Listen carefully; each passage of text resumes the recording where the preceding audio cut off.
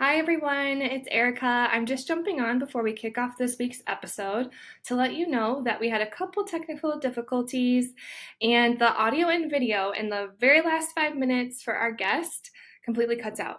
So there's a little bit of dead air, and our amazing producer Edith really tried her hardest to salvage what she could, but it just couldn't fix it. Weirdly enough, the platform we record on did still create a transcript. So, if you really are dying to know what was said, you can head over to our YouTube channel and read the captions as it goes through the video. So, there's just no audio and video, but the words are there. So, thank you everyone for your patience, and thank you, of course, for your support. We couldn't do this without you, and we love you all. Hope you enjoy the episode. Hello and welcome back to another episode of Go to Hell with Erica and Kelly. This is Kelly, and Erica's also here. Hi, everyone. Hello, Erica. And we also have a very special guest today, Miss Julia. Julia, say hi. Hello. I'm very excited to be here. Julia. Okay, so Julia is an Erica connection. But what she's going to share today is going to be mostly new for both of us. So I'm very excited to hear the story that God has put on Julia's heart. But before we get into that, Julia, would you just like to tell us a little bit about yourself? Maybe introduce, where you're from and a little bit of your background for our listeners. Yeah. So my name is Julia. And Erica, I believe I met one of your sisters first, and then through a mutual friend, and then I ended up meeting all of your sisters. But it's so There's a much lot fun of getting to them. know you. Yes, getting to know you and your sisters has been so, so fun. But I am a wife. I am a mom. I have two little boys. I've been married to my husband for almost 5 years now. And I have two little guys, like under a year and then 2.5. So my life is really full and it's really busy, but it's really, really fun. And I'm a stay-at-home mom. I'm home with them. And I also teach group fitness classes part-time. So I get to bring my boys with me and I get to do that, which I've done for years. So it has been a really fun thing to keep stable through all the transitions of my life and into marriage, into motherhood has been something I'm really passionate about. But I am not originally from Michigan. I'm from Minneapolis, Minnesota. I was born and raised there and then moved to Michigan almost 5 years ago when I got engaged to my husband and right before we got married. So I feel settled and we have a really fun life here that we've started together, but it's taken a lot of growing pains and learning with the Lord. And I really have grown so much. So it's been a really, really fun journey. So 5 years ago, did you move here right Yes. before COVID or in the middle of Yes. that? I'm In the like, wait a middle. second. So yes, it was. Yes. So I got engaged February 2020. And then a month later, everything shut down. So was still in Minnesota, and then my husband is from Michigan. So all of his family's here. And I moved here that June and we got married that August. So yes, I did move here and that was really tricky. It's hard to move in the first place, like completely. I never moved before, let alone out of state by myself. And so moving in the middle of the pandemic when no one's even looking at each other in the grocery store, it was really hard. I was like, well, how am I supposed to make friends? So that was also a different journey with the Lord. Um, but yeah, that was a very interesting dynamic. Interestingly enough, though, I got married in August 2020, and my compromise was I wanted to get married in Minnesota because we moved here to Michigan. And so we got married at a country club there, and I was aware that we might not be able to have everything that we wanted or things weren't going to go to plan. Like I was just aware that what I had in mind and what I planned wasn't, maybe it wouldn't come to pass, but everything did. and just about everyone we wanted to be there, what got to be there, and it really was like the little girl wedding of my dreams. It was really, really special and really fun. That's amazing. I That feel is like so, most people in that's awesome. 2020 did not get their dream wedding. No. No, it was a miracle. It was Yeah. it was the Lord. Yeah, for sure. That's so awesome. Okay, Julia, I do have so many questions for you, just even based off of your intro, but the biggest question I have for you right now is if you could send anything to hell, what would it be? I'm so curious to see how this one goes over. If Oh I could send no. anything to hell, I would send Dr. Pepper to hell. Okay. What? I so almost everyone I know loves it. Yeah. So to me, it has always tasted like the artificial cherry medicine that my mom always gave me as a kid. And that has Hmm. always reminded me of that. And I've never been a Dr. Pepper fan. Are All you a Dr. right. Pepper fan, Kelly? Yeah. Yeah. I really am. Oh And no. I'm shocked. You know what? I really thought we were going to be on the same page about whatever this was, but I don't think I It, could I It's don't well, think I could shattered for ever you right now, it's I Kelly. could really never be funny. on that page. Whenever I go out to eat with my brother, he on purpose will order a Dr. Pepper because he knows I'm not going to touch it or ask him for a sip of a sip of it. He's a smart man. That's a good Yeah. strategy. I think it's just funny because Pepper, if I'm saying it right, Dr. Pepper is so easily avoidable. Like Right, right. it's you It really is. have to seek it out. Like You but really it seems to do. have still really offended you. It It's just it's fun. Most people I know really love it. It's just never been my thing. But yeah, it's not an everyday struggle by any okay, means. good. Oh man, yeah, we've heard worse. I don't know. We have heard worse. I still have a level of respect for you. We'll I we'll will take see. it. I We'll will see take it. if by the end of this podcast that increases or not. I will take it. Oh, okay. Well, that was just our silly little question, but I know that you have a very serious story to share with us about what God has done in your life. So, Yeah. Dr. Pepper aside, take it away. The stage is yours. Share what's on your heart, Julia. Awesome. So I think I'm just going to start like a little bit of background how I grew up. Like I said, am from Minneapolis and was born and raised there with both my parents. I had working parents. They worked all time most of my growing up. And then I have one brother who is almost to the day 12 months younger than me. So we have always been really, really close. And like my friends were my friends, and I really just did enjoy that dynamic. I grew up going to church. I grew up going to a Christian church in school until I was in seventh grade. When I was in eighth grade, I switched to, I believe it is the largest public school in the state. So I went from a teeny tiny little private Christian school of roughly probably about 15 of us that every single year, same kids, like we just became family essentially, to my graduating class was about 1,000 from the Oh. public school. So it was a big switch, but I actually really loved it. And I really liked both sides of it, but that was another growing pain is what I like to call them, is you're just being grown and stretched and have to figure it out and do it with the Lord. But I grew up in a Christian home and I'm very grateful for it. I had a very good foundation. We read our Bible.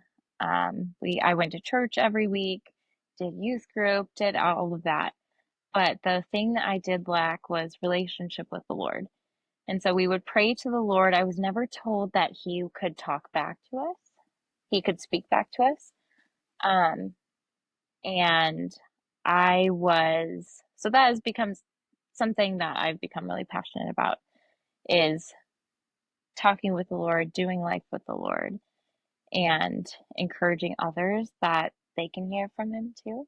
And it looks like a lot of different ways, and it's important to not put Him in a box. But I did confirmation when I was in, gosh, I think I was in eighth grade. So I was about 13 or 14. And I went for confirmation in the Lutheran church. You take several classes and then you stand in front of the congregation and you become confirmed. And so before that happened, the pastor took us on a confirmation retreat. So there were about probably 12 kids, a couple chaperones, and the pastor. So this pastor was hired on for I believe it was only 1 year. And he took 12 of us kids to this little tiny shack in the middle of nowhere, Wisconsin. And we stayed there for the weekend, and it was so fun. But there was one day where he sat us in the living room and he said, "Your assignment today is to go outside." And it was April, snow everywhere. It was very cold and snowy. So I want you guys to go outside and you are just going to hang out with the Lord. And we all looked at each other because we've never heard anything like that before. And he said, if you go outside and have an expectation that he will talk to you, he's going to speak to you. Don't expect it to look a certain way, just be open. And we all walked outside, very confused. And I sat down next to a tree on a blanket. And for the first time in my life, it was very not proper. It was talking to the Lord like I was talking to a friend. And I started just pouring out my hurt to him. And there were some things going on in my life, some struggles with some people that were really close to me that were on my heart, that were heavy on my heart.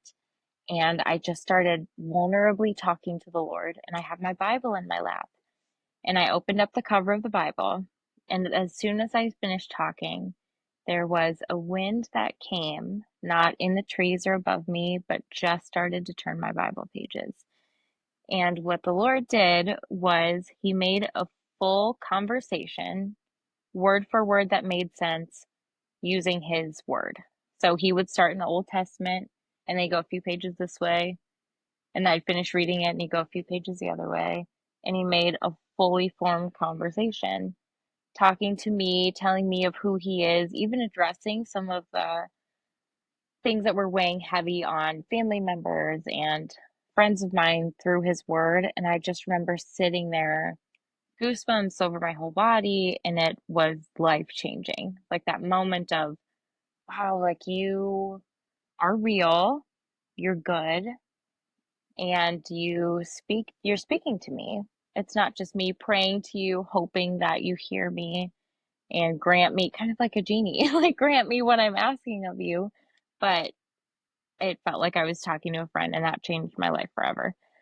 So that showed me a side of the Lord that I had never seen before. I never doubted that he was real, but, and I knew that he was good, but just that relationship really sparked a desire in me to press into that. And from that point on, I've never been perfect, but have really tried to press into what is the Lord saying? What does it look like to hear from him? So yeah, that's kind of where my journey started with pursuing the Lord. That was my marking encounter. Wow, that's dramatic. Yeah, it was really special. Yeah. Oh my gosh. And to be honest, when you're talking about going away to a little cabin in the middle of nowhere, Wisconsin, I was Yeah. like, this could go a couple different ways. Right, It's right. like everyone's It about to get happened in the cabin. murdered, Yes. but the Lord spoke to you instead. Yes, exactly. Wow, that's amazing. And like how I went to Lutheran school in elementary, so like I'm Yeah. a little familiar with that. Yeah. And that's so interesting because we never talked about that I remember Yeah. in elementary Yeah. school. That was just not the way God was talked about. So Yeah. like how interesting that this pastor like had the initiative to just Yes. give you the freedom to Exactly. do that. It changed my life. And I just had that marking moment of, apparently for me, I just needed someone to tell me that it was possible. and that the Lord could talk to me. And it really inspired me to press into that. And so I have now become really passionate about encouraging other people that he does and he wants to. And it doesn't have to look like him turning your Bible pages, though it could. He's just so creative and he knows how to speak to us in a way that we'll understand. And he does it in a million different ways. What made you just jump on board with the idea of like, this is God turning the pages of my Bible and not I just like, oh, it's windy out here? right. Well, so I did notice that there my Bible pages started turning, but I immediately noticed there wasn't a wind, a breeze that I even physically felt or around me. So Mhm. that was there was just like this knowing in my heart Yeah. that it was him and it was intentional. And then I mean, after I read the first page, the second my eyes stopped, it started flipping. And then the second my eyes stopped, it started flipping the other way and back and forth. And so I thought, okay, this is not a coincidence. Yeah. Have you ever met anyone else that that's happened to? No, Huh.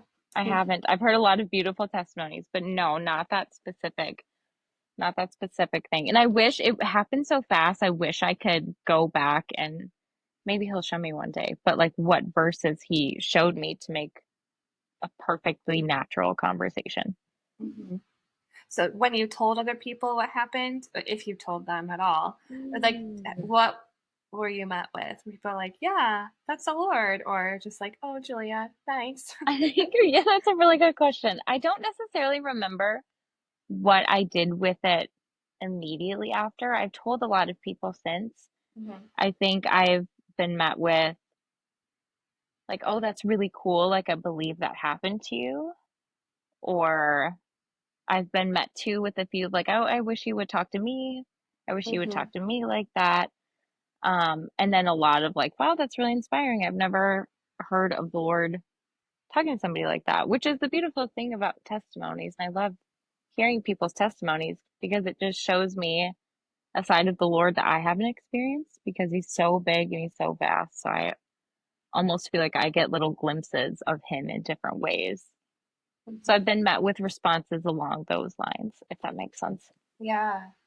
So you said that kind of was like what marked you as like Yeah. something's different. And Yes. then how did that follow you as you were walking with the Lord or maybe in other seasons Yeah. too?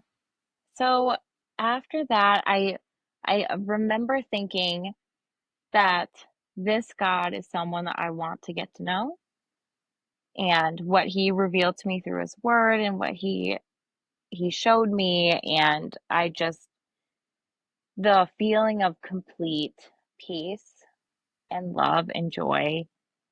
I remember not very long after I started recognizing. So, one of the ways that I hear the Lord the most often is in my thoughts. And so, I've always described it like if I were about to make a decision I know is wrong, I'm aware of the consequences, but I am aware and I am choosing to make that decision anyway. Right before I make the decision, I'm met with, you're too valuable. It's not worth it. Don't do it. Not a good idea. I remember having a moment one time not long after the confirmation retreat where I had that thought pop in my head for the first time. I thought that wasn't me because I was just about to make the decision, like fully dead set. And that the voice was pointing me toward goodness. It was pointing me towards life. And I just sat there and was like, wow, that's the voice of the Lord. Like I know that even though it's not audible, and I think I've talked with people before and they're surprised. Like I think I just toss around like the Lord told me and he said this, and I've had people meet me then with the assumption that it's an audible voice. And sometimes he does do that. And I'm sure that there are people where maybe that's the most often like that they hear him. But in my own life it sounds like thoughts. Um and they're always pointing me to life. They're never pointing me to destruction, sin, things like that. But he speaks to me a lot in dreams as well. And I also find the more that I record my dreams and steward my dreams, like just by writing them down, or even like putting them, saying them in a voice memo, or recording them in some way. It doesn't have to be fancy, but getting them down, that my dreams start to make more sense, which has been interesting. But he speaks to me too through physical feelings. Like sometimes I'll feel really warm or I'll get goosebumps. And he speaks to me through the Bible, of course. So there are a lot of different ways that he talks with me, but I like to encourage people that I don't often hear an audible voice. I think I have like twice in my entire life, which I feel like was generous for, Yeah, for him, which is absolutely. really, he can do anything he wants to. I try really hard to not put him in a box, but I was like, that was really kind of you because that's not normally how I Yeah, experience it. and twice, that's a lot. People It go their is. whole Okay, yes, lives I without think so. hearing an Yeah. audible voice. What can you share Yes. those stories, or are those later on, or Yeah. how do you want Well, so to one of them bring I that will in? share later on. The Okay. one story that I have, I remember I was really little. I think I was younger than 4. I remember sitting in my room and I audibly heard the Lord talk to me, and he just said something simple like the I really love you and so does your family. And it was a man's voice, didn't scare me. I knew it was the Lord, and I was really excited to go tell my parents Oh, that's afterward. cute. And then another time, I had a really, really beautiful, so I do count this as audibly hearing him. I had a really powerful encounter with the Lord when I was in Israel, which I'll get to later. And I saw Jesus with my eyes, and he sat next to me and he was talking to me, so which I could audibly hear. So those were the 2 times in my life. But normally sounds like Mhm. thoughts. Okay. So how do we get to this Israel story? Yeah. I think that's what we want to know. Yes. That sounds Good, incredible. good question.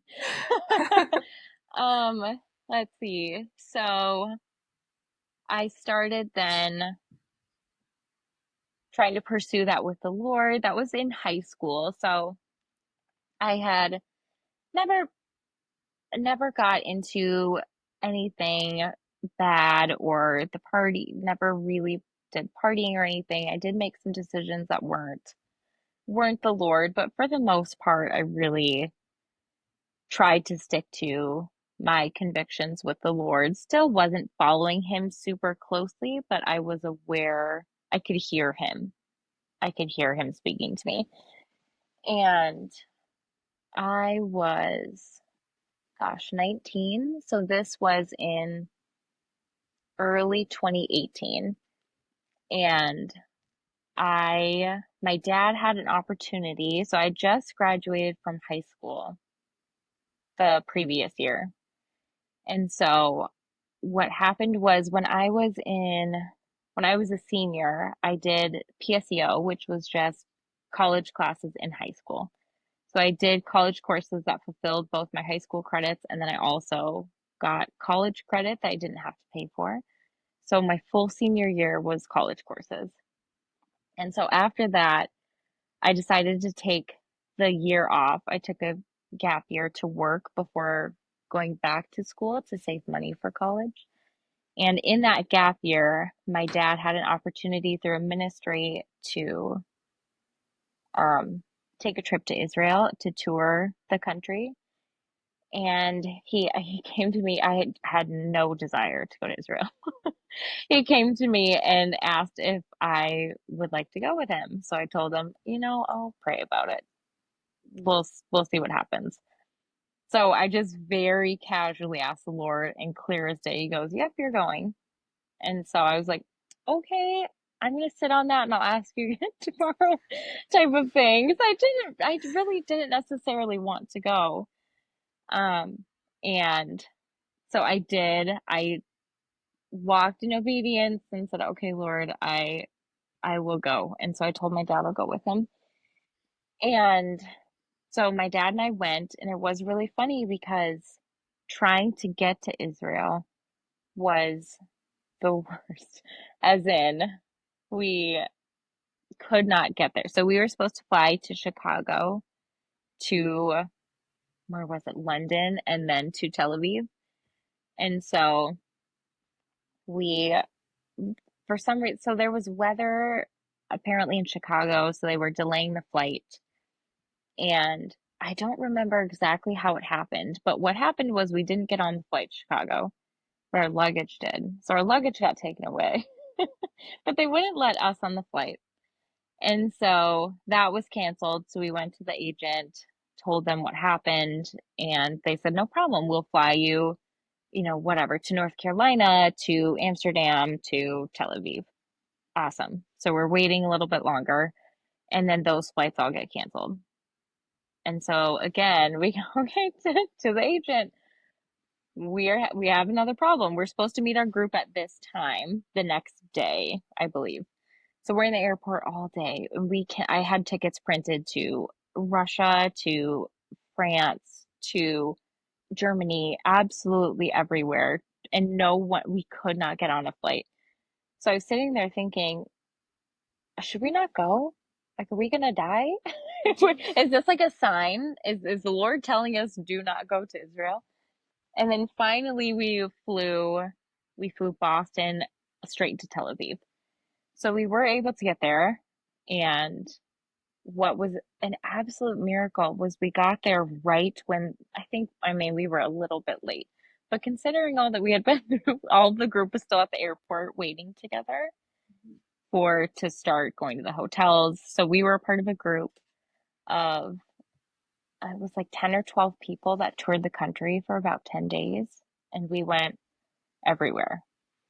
And it was really powerful to sit and read scripture in the location that it took place was really, really life changing. And the Lord's presence was really, really strong and really heavy. And I just heard him so clearly. And it was a really, really great group of people. And there was a day where we went to a Messianic Jewish church. So, a Jewish church that believes that Christ is the Messiah. And it was actually really beautiful because we were all sitting there. They were speaking in Hebrew, but they had translators. The whole front row were translators. So when you walk in, you share what language you speak, and they give you an earpiece to translate the language. So there were multiple different translators for multiple languages there. And so they would just play one song. Someone would just play music, and one of the songs I think was King of My Heart. And so they had several different languages on the screen, but it was really beautiful because everyone was singing together in their own language. It felt like a little glimpse of heaven almost. But when we were singing there were some little kids that were twirling ribbons around, and they were dancing in the front, and I'm watching them and just feel really moved. It was really beautiful. And as I'm watching them, I see the only way I can describe it, he didn't have color to him, but it was a transparent version where I could make out his face and his long robe of Jesus. And started off, he was dancing with the children, and they had these little ribbons and banners. They were lifting them up and down, and he was running in and out of them and laughing. And I'm sitting there shaking and like absolute, completely overwhelmed in the best way, watching Jesus. And he starts walking through the rows of people, and he's putting his hands on their backs, and he's just has like such a look of love over his face, touching every single person. And he walks through, and then he makes eye contact with me, and he comes and sits next to me. And I was just sobbing and felt every physical, emotional, mental feeling all at once. That's what it felt like. But he's sitting next to me and he's speaking into me. And I just remember sitting there thinking, like, I will do anything you ask me to. Like, you are so good and you are so worth everything. I tell me where to go and what to do, and I promise I'll do it happily because you're so good. So, and there's another part of the story that I'll get to shortly. But yeah,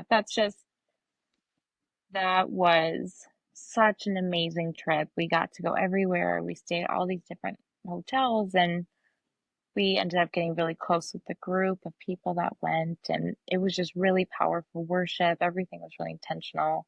So I'd go back in a heartbeat. It was such a special trip. I'd recommend anybody go. Did anyone else have that experience? No, No. no, I Okay. was just Hi. a mess off to the side, and everyone's like, okay, that's what's happening. She'll be fine. But no one that I talked to saw the same thing that I did.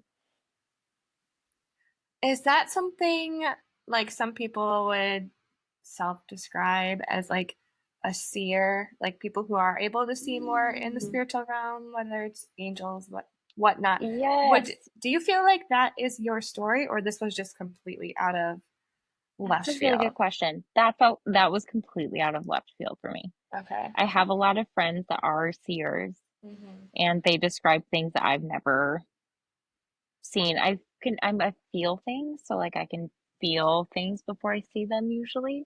Hmm. But no, that was completely had never experienced anything like that. Wow, that It That's was is. such special. an incredible and beautiful story. Thank you. It's It really changed my life in the best understandable. way. Yeah. Hmm. Wow. Yeah. I don't even know what I would do. Oh yeah. I That's do. Yeah. it's like, I just it it was so overwhelming, Hmm. and I'm so grateful. The Lord has brought me back to that encounter. Actually, it was such a blessing to have. Anytime I've gone through a really difficult season, like I can't even have the thought of are you real? Because before I even think that thought, he brings me right back to that encounter with him and how real that was and how much that marked me. And I there's not even a second of room for that why, yeah, that's which I've just so needed in different faith seasons of building. my life. Yeah, I've really needed Hmm. that in different seasons. So that was such a gift. Yeah. So I'm curious because that is such an extreme situation and so awesome. And you mentioned like another really beautiful situation you've had, and these maybe aren't normative. Like it's not every day that you're having these Oh like yeah. audible encounters with the Lord or these like amazing visions of him. So was there ever a time or have there been seasons where you've been frustrated, like not feeling like you're not hearing him or you're not in Mm, that same place that you used to be because yeah. you're not having these like extreme sensations with the Lord? Has that been Yeah. kind of hard for you to have like these isolated moments with him like that? Yeah, that's a really good question. Yes, I've definitely had seasons since where I feel like I felt discouraged and why can't I just get back there? And it's again, like I've said before, lots of growing pain moments where something, especially that the Lord has walked me through for a few years in different seasons, is obedience to Him. And the more that, so it's interesting because He's not a dictator. We do have free will. He's really good. But I am always surprised that he cares about a lot more than I think that he even would. And he has a lot to say. Like the way I describe it is I decided years ago I really want God's best for my life. I want to use my free will to pursue his best for my life, whatever that looks like. And in some ways that when I felt really discouraged by not feeling as close to him as I would like to, but or he really pushes me in obedience. And is there sin in my life? Are there areas that I'm not speaking life over? Are there lies that I'm believing? Am I anxious? Do I feel depressed? What is that thing that's getting in the way? And something that comes to mind, which sounds kind of funny, but I have had this season a few times where the Lord has told me to make my bed every single day. He took me through this a while ago. He asked me to make my bed. And so I'm like, I don't understand in the grand scheme of things why that's such a big deal, but sure, I'll do it. And what he said was, if I can trust you with the little things, if I can't trust you with little things, how am I supposed to trust you with the big things? And so that has looked like picking up trash. Like I just feel a conviction. I walk past litter on the street, and Lord will just say, "Can you pick that up?" And I'm like, "That's gross. I don't want to touch that." He's like, "I know, but will you pick it up, please?" And so that to answer your question, yes, I felt that way, and that has ultimately pushed me into like reevaluating. Am I in a season where I've just been really distracted? Am I been like pitying myself? What does that look like? How can I get to his voice closer? And then also the realization of Jesus paid everything and he doesn't owe me anything is also something that I have felt strongly is like these encounters are so kind of him and to not get to a place where I feel entitled to experience feelings, go to worship and feel like, how do I describe it?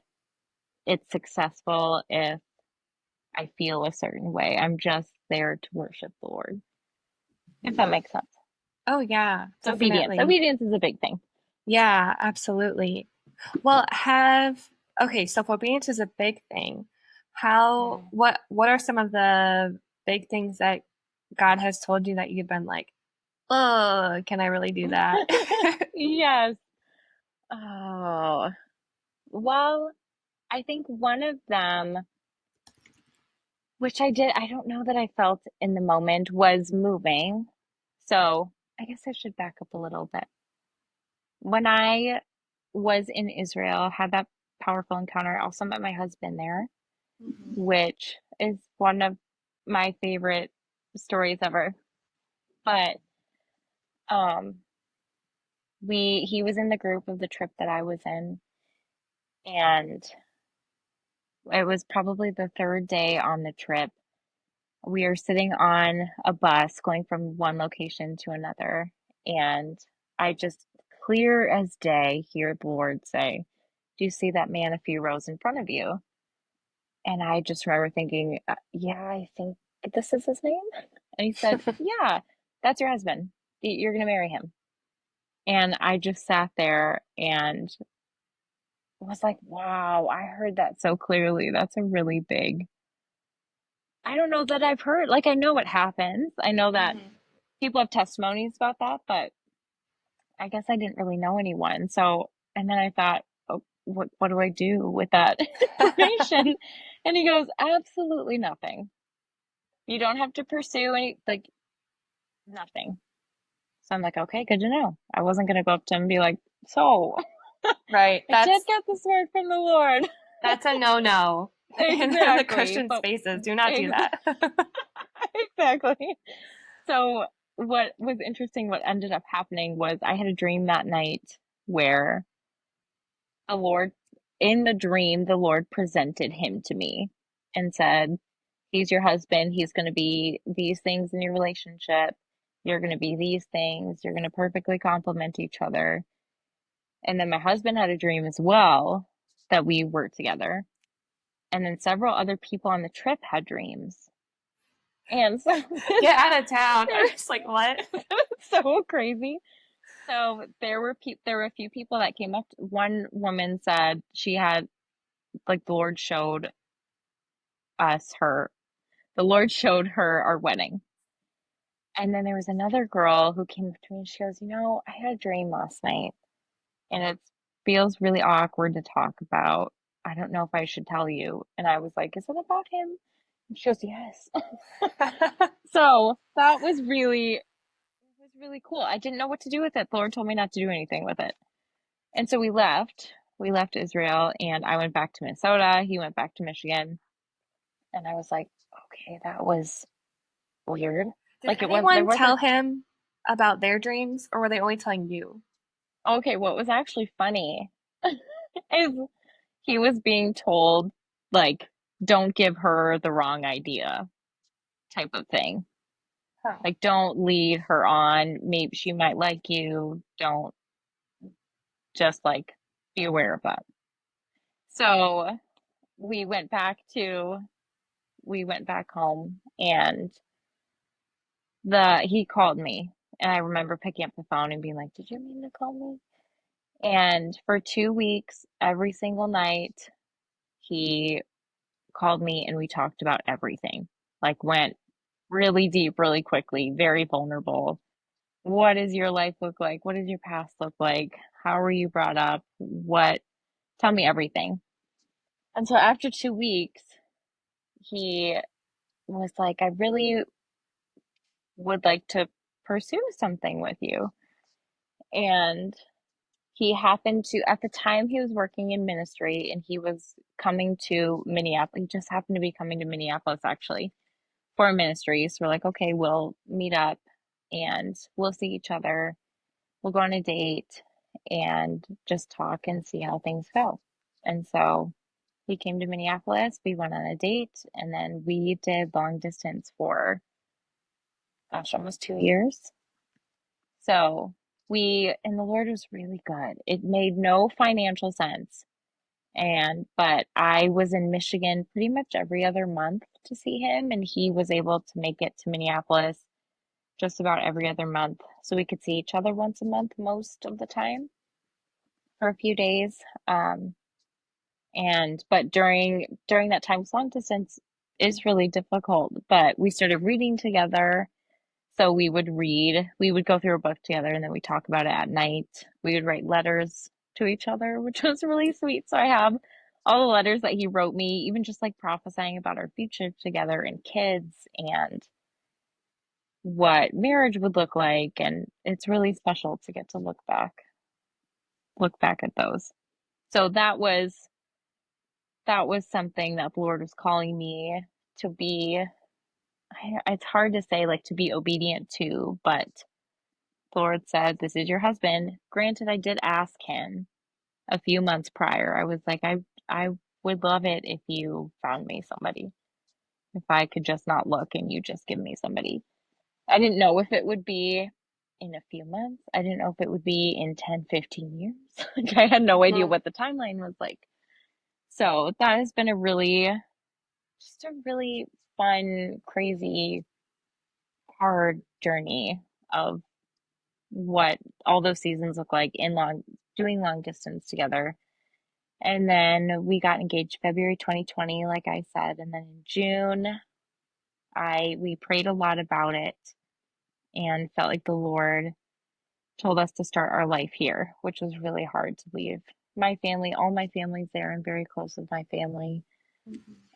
So that was something the Lord was asking me to do that was very out of my comfort zone, very sacrificial, very difficult to push and stretch me in a lot of ways. So looking back, it was really, really hard. But looking back, I'm really grateful for I mean, it sounds so cheesy, but like the person I've become since moving to Michigan because there are just so many things, you just have to be stretched and pushed to make it through things so you can help other people make it through things. Mhm. Excuse me.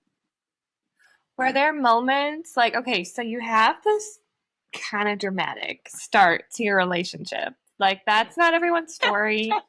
Yay. And I think people have that story and it goes off the rails sometimes. Like, just Yeah. not, I don't know. You have to have a lot of wisdom. You have to really walk by a Yes. lot of wisdom with that. But were there moments then when you were doing long distance where you were like, this doesn't make any sense at all? Like, aside from these Mm, dreams, like, what are we doing? Or I don't know, was yeah. it more of a faith thing, or did you find right away like, oh no, this makes sense. Like, we connect. We Uh, like how easy was that for you? that's a really good question. It logically made absolutely no sense. I Mm-hmm. could feel the Lord all over it. Mm-hmm. And so I just knew it.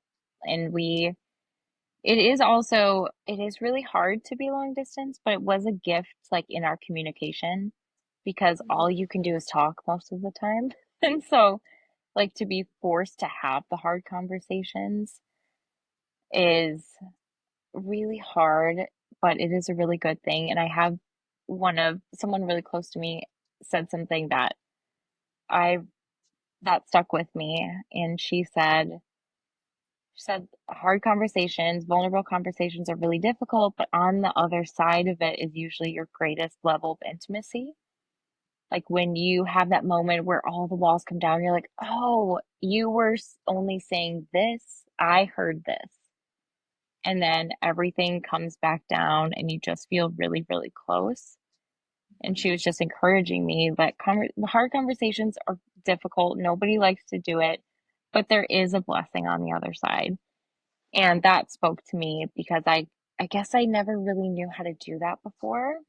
It was just easier to avoid difficult conversations and to just not go there and live a little more numb relationally. Mhm. So, yeah, I felt the Lord all over it. Nothing made sense financially in any, like, it made no sense, but He really did make a way. We relied on Him a lot. My husband grew up he's a pastor's kid, and he grew up, his family they're all ministers. And so he had a lot of knowledge. He was very familiar. He walked in relationship with the Lord for a long time. So also it was really fun to learn from him because I did have a Christian background, but a lot of what I learned about relationship with the Lord was from the Lord himself. And so, which is a beautiful way to do it, but it was really fun to get to learn from him who had more experience and beautiful testimonies too, because he had been walking in it for a long time. Mhm. Can you give us a little more detail? Like when you say you feel the Lord all over it, talk Yeah. about what that is and like how did Mm, you also have to have discernment yeah. in the middle of that too? Yes, that's really good. So when I say feel the Lord all over it, I think it's just like a complete peace, like a deep, genuine, every part of your being just feels that peace with it. And he's the best. Like I really, really love him so much. And he is communicates really well with me, and he's kind and he's gentle, and just hearing how the Lord's at work in his life and having us pray about things. So if we're praying about something, like for example, like where to live or a timeline of like Holy Spirit, when are we getting married? Like what does that look like for us to both individually pray and then come back and get the same answer? It gives a lot of peace and is very confirming. So that we had a lot of those moments where we would seek the Lord individually and then come back and be able to talk about it, and it just aligned and made a lot of sense. Mhm. But it was interesting because we knew that we were going to marry each other. So we kind of joked that we were like set up by the Lord, like on a blind date almost, because we started dating basically. And then we knew we were going to marry each other. And then it was like, okay, but what's your favorite color? Like, Yeah. what was your childhood like? Fill in Like, some we didn't gaps. know exactly. We didn't know anything. So that it was really fun to get to know, to get to go back to step one and get to know each other. But it was very unconventional. Mhm. But I really wouldn't change it. It was really beautiful. And I made a decision to trust the Lord with his plans for my life. And I just would go to him all the time, like a friend. Like, hey, what do you think about that? Is there something in me that needs to be fixed, or what should I be focusing on? I just started to seek him like a friend, but he's also the creator of the universe. So there's that There's that. dynamic of respect. There's that. Yeah. There's that dynamic of like respect and worthy of. He's so worthy. He's so holy, but he's also the best father and the best friend. So trying to Mhm. get to know all of the sides of him as much as my humanness can. If that Mhm. makes sense. Yeah. Were there moments or like within this season where like God is being clear with you and you're dating that you're like, wait, but my plan was to go back to Mm. school, or Oh my yeah, plan was that's to live exactly my it. Yeah, Minneapolis life? exactly. Well, so what was interesting is what you said. So going back to what I said about taking a gap year, I was Mhm. then going to go for a bachelor's at a specific school, probably studying something like exercise science. Wanted to do something with physical therapy or sports medicine. But so that was my plan. I had already done a year of school and then I was going to go back and finish to get my bachelor's. And then I met my husband and was like, I didn't expect that. What does my life look like, Lauren? Like, Mhm. what do you have for me? Maybe it's not this career that I thought I always wanted. Maybe it's not to live in the house I always dreamt of. Because he does care about my dreams and my wants and my needs, of course, but he really does have a best for me. And I just so vividly, there have been so many times in my life where he said, like, you can have that. It's not my best for you, but you can choose that if you want to. And I've always had a strong conviction desire to seek his best for my life. Yeah. No, I just it's hard sometimes. And I think like when you've got that whole picture in your mind, and I think like back to like my younger self. If you would have told me what the plan really was, I would have been pissed. And and Sure, so I like absolutely. That's so, like yeah. that's probably like a little bit of Yep. what you were thinking too. But now look at your life. Oh my gosh, you got two No, adorable kids. I Like do. it's I'm just a really beautiful blessed. family. It's you can trust God. You Yes, he can. works everything together for good. He really does. Hmm. Okay, I want to know. Okay, how am I going to phrase this? Because your story is not normal. Just for like everyone listening too, like Yeah. that's not the norm. And Yeah. whether you're like Christian, not Christian, whatever you are. Mhm. Um, but what is the norm is like God hears our prayers and he answers them. It Yes. just depends on how he answers them. And Kelly, maybe you can weigh on this too. Like I'm not married, and that part of my life, God tends to be quiet, which is Mhm. fine because he'll speak Mhm. every once in a while.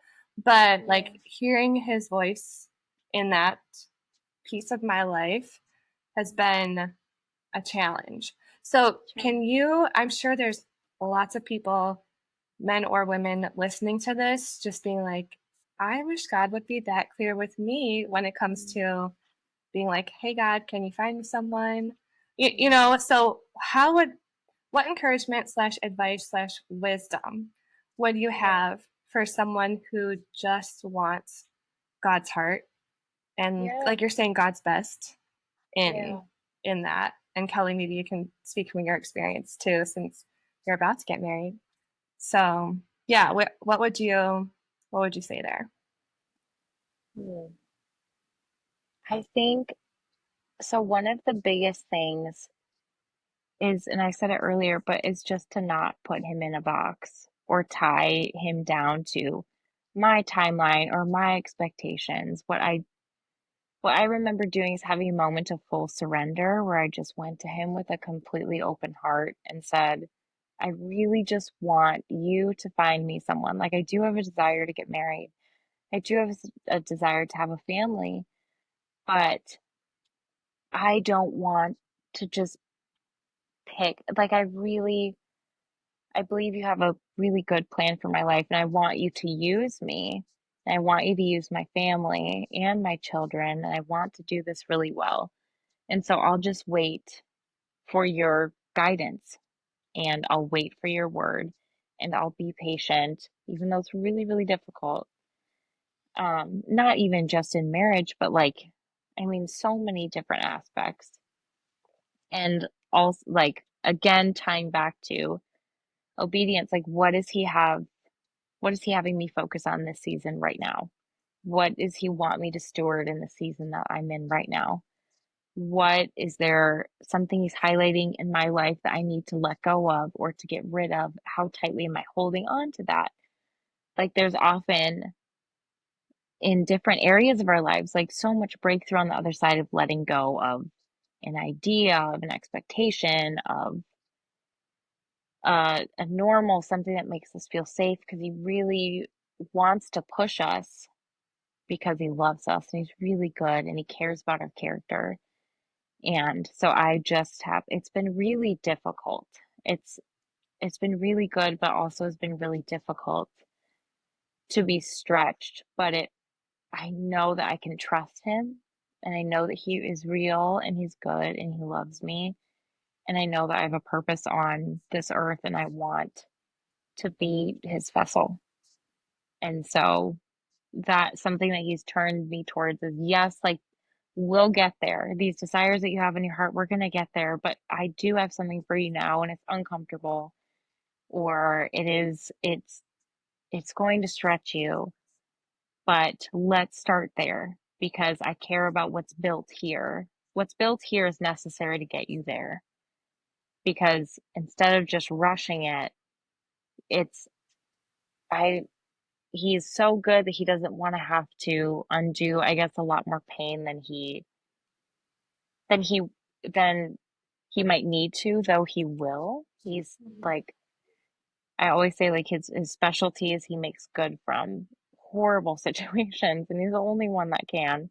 And he really does fully turn things full circle. And it's really cool to have those moments. Like when I sit here, my husband and I have gone through really hard seasons, but to sit here and be like, wow, I didn't see the full picture, but you did. And I'm so glad I didn't choose it any other way is a really powerful, like, look at what's built. Look at what we've built. Look at what you've done in us. Look at the person that I've become. Look at the person that you've become. But it is hard in the moment when you are clouded with lies or you're clouded with distraction. Like, you're just gripping tightly to things. Does that make Mhm. sense? Oh yeah. And you know what I think keeps coming up is what you're describing is like that character building. Thinking Yeah, back to how exactly. when I was asking you like what did it look like that God was all over it, and what you pretty much immediately started talking about was your husband's character and like how Yeah, he showed up to you looking yeah, like Jesus in a yes, way and like displaying the character of God's heart. And yeah, so like it makes complete sense like what you're saying, like God works on our character so that when it is yeah, time, like we can like show God's heart to whoever you end up yes, with, or you can exactly. become that too. Yeah. Exactly. And it's not a punishment. Like not like Hmm. again, doesn't have Yes. to just be marriage, but in so many aspects, like he's not withholding good things from us out of punishment. Hmm. But I really do believe that he does have a best for us Hmm. and it is worth pursuing. It's hard and it's sacrificial and it's not what the world wants to do. It's not how the world thinks. But I really do believe that it is worth it. Yeah, and something I have to remind myself of too is, and this could be for marriage, this could be for a job, like really anything where you have that desire and you're like, Yeah, "Dear God, this is what I exactly. want. Like, when are we gonna do this?" And Yeah. I have to remind myself, like, God is not a carrot, and I am not a horse.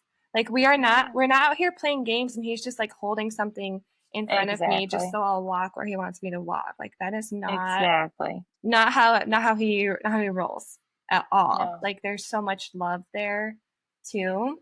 And like yes, he accomplishes so much in our hearts because of that, but it's really just all about like getting to know his heart and like Yeah. understanding that he really does have his best for us. Yeah. Yeah. It's good. This conversation went in a completely different way than I it just didn't go where I thought it was going to go, but I love it. Sure. Your Yeah. story is wild, Julia, and amazing. Thank you. Thank you. Yeah. It's really fun. Every day is I just am trying to grow deeper and trying to love better and trying to become more like him as much as I can. Hmm. Yeah. And that's all you need. It's that simple. Yeah. Yeah. Yeah. So now you're you've been married 5 years. You've got two Yep. kids. Yep. What does hearing God's voice look like for you now in this season? Mm.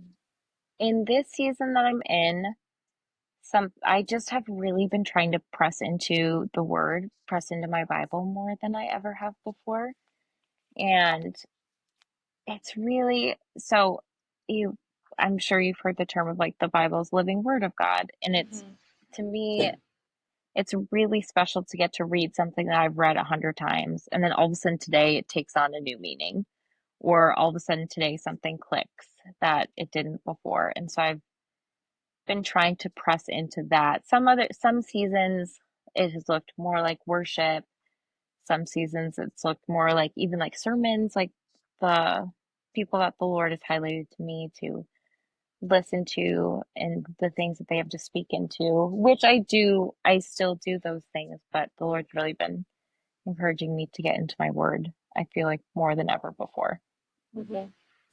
That's a word right there That, for yeah, anyone. yeah, exactly. Yep. Yeah. And Yeah, then that's good. dreams, like trying to be good about recording my dreams when I have them. I do dream every single night. Do you guys dream? Not every night, but dreams Okay. has definitely been a huge way that God has spoken to me Okay. and highlighting things, but it's not as frequent. Definitely Okay. not every night. I don't know, Kelly. What's your track record with dreams? Oh, I've had some wacky dreams. I think I do dream every night. I just sometimes when I wake up, I only remember like a few details, not enough to string together a plot. And Yeah. then but every now and then I have like a memory of the full dream. Yeah. So I think I dream a little more regularly, but I'm a light sleeper. So I think that sounds in the night keep my mind uh like keep me more aware because I like wake up multiple times in a night too. So I don't know. Mm, Sure. yeah. So, okay, I guess we'll wrap up in a bit. I'm like looking at the time, like, oh my gosh, talking for a while. Oh, But it's been fun. can you just to finish with, well, you can say whatever you want to say, but as far as the dream thing, because that is Yeah. fascinating. And dreams, like I myself have gone through seasons where I'm a little too focused on dreams and it just ends up being Yeah. more of a distraction than actually the Lord Sure. speaking to me. Yep. So, can you tell us a little bit about your process of like, oh, I had a dream. That was wild. Mhm. That seems significant. How do I Yeah. know that was from me, from the devil, from the Lord, and like just Yep. having that discernment? Yes. So I dream vividly every single night, and I wake up and I remember multiple dreams usually. Mhm. And usually they don't seem like they would make any sense. And sometimes it's people that I know, sometimes it's just random people I don't know. But it is funny sometimes when I dream, like in the dream, I remember thinking everything makes sense. Then you wake up and are like, none of that, none of that made sense. But what the Lord has been encouraging me to do. So because I dream every night and because I'm a mom of small kids, especially, like I wake up and I am taking care of people immediately from the time my eyes open. So it gets hard for me, especially in the season, to remember to record dreams because I'm already Mhm. on to the next thing. So the Lord's been encouraging me to write it down, and it's been interesting because I've always wanted to have a special journal that I record all my dreams in. And then sometimes, which I think is beautiful, and if you can do that, that's amazing. But in this season, that has been almost overwhelming to me because sometimes my journal gets misplaced and my toddler's writing in it, and then it ends up getting lost, and then I don't record my dreams because it's not my special journal. The Lord's just encouraging me, like, I don't care what you do, you don't ever have to look at it again because and sometimes I do go back to it, but I also was overwhelmed at the thought of filling up a book and what do I do with this book? Do I go back and read it? So for Mhm. me personally, it's just the act of writing it down and stewarding it if I ever do need to go back to it. And I write a date. So I write the date that I had the dream on. I write vaguely like a description of the dream. And I usually can read like a vague description, just remember, like be brought back to it. But I write it down, and I have found, like I was talking about earlier, the more that I am intentional about stewarding them, they start to make more sense. I've had dreams of like someone I've known from years ago. In the dream, the Lord showed me that they're homeless and they're struggling with this thing, and highlighting people to pray for, or even areas in my heart that need to be healed. Or I do still have dreams where I wake up and I'm like, that felt like an attack Mhm. from the enemy. Oh I yeah. know that that's ground I've taken with the Lord. I know that those are feelings I've struggled with.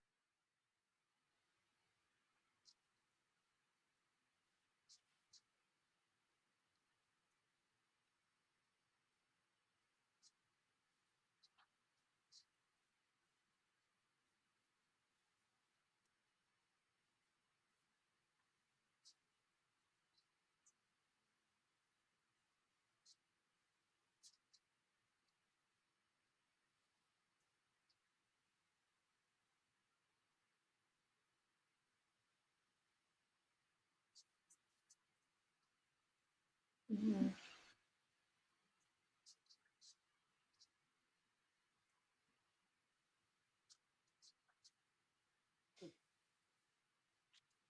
Mhm.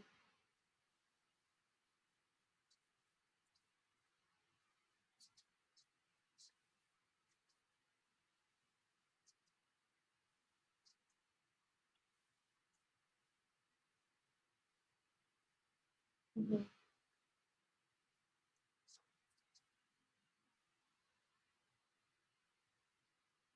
Mhm. Yeah. Yeah, dreams can be just I don't know, a whole like the way that God speaks to them is just so interesting. And because like the dreams that feel like they mean nothing later on, it's like, wait a second, we this actually just described what I just went through. And then sometimes it's like feels like it means something and you get fixated on it, but it's like, no, that's actually not anything. That's just a distraction. So yeah, I think like really praying and for me too, like just measuring things against scripture has been helpful. Even my sister recently talked about having a dream where her whole dream was just God saying, "Wake up and read this passage, like from your Bible." And it's like, okay, well, that's pretty obvious. That's from God.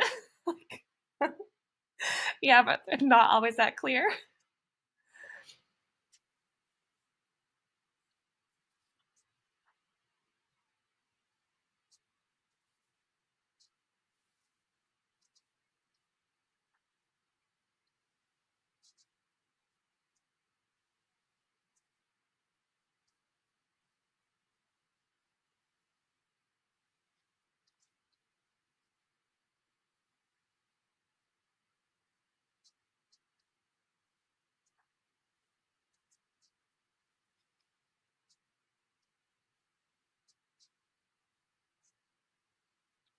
Mhm.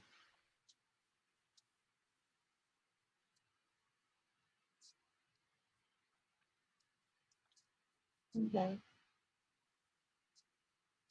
Yeah, yeah, it's nice when dreams are that clear. Yeah, yeah, that's for sure. Oh man. Yeah, good stuff. All right. So, wrapping up, you took us on quite the ride, Julia. But like, I love your faith journey. Oh my gosh. I just, you don't talk to people very often that have such a direct form of communication with God. Like, we all hear from Him so uniquely, and that yours is especially cool and unique. So, thank you for sharing. But if you were gonna think back to like everything God's brought you through, on our podcast, we're searching out for stories of just like God's mercy and God's hand in people's lives and how has He really just like taken things and sent them back to hell where they belong so you can pursue, his best for you. So how do you feel like you would summarize what He's really brought you through?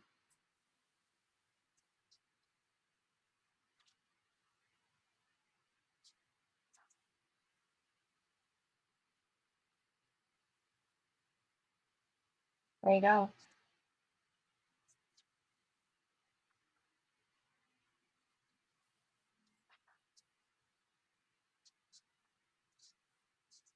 Mhm.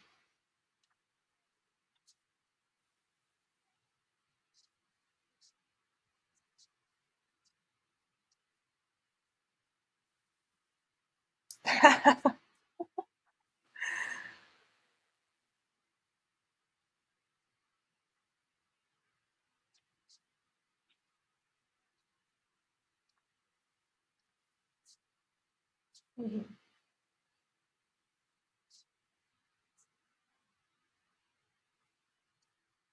Yeah, that's good, and it's cool that we get to see you now and, like, living in the fruit of choosing God's plans for you. So hopefully that can be, like, yeah, that's, like, encouragement for anyone else who's struggling with just surrendering and, you know, just the obedience factor too with the Lord. So you're living proof. It's a good idea to listen to God. Oh, I love it. All right. Kelly, did you have any last thoughts for us too? No, I'm really encouraged. I'm so excited to just hear how the Lord continues to pour out on your family because clearly he's got something really special for you and your husband bringing you together, and your kids must definitely be a reward in the Lord's eyes, and yeah, it's just going to be beautiful to see how he continues to work in your guys' relationship. Yeah. Well, thanks again for joining us to, well, everyone. Thanks for hanging with us for another episode, and we will catch you later.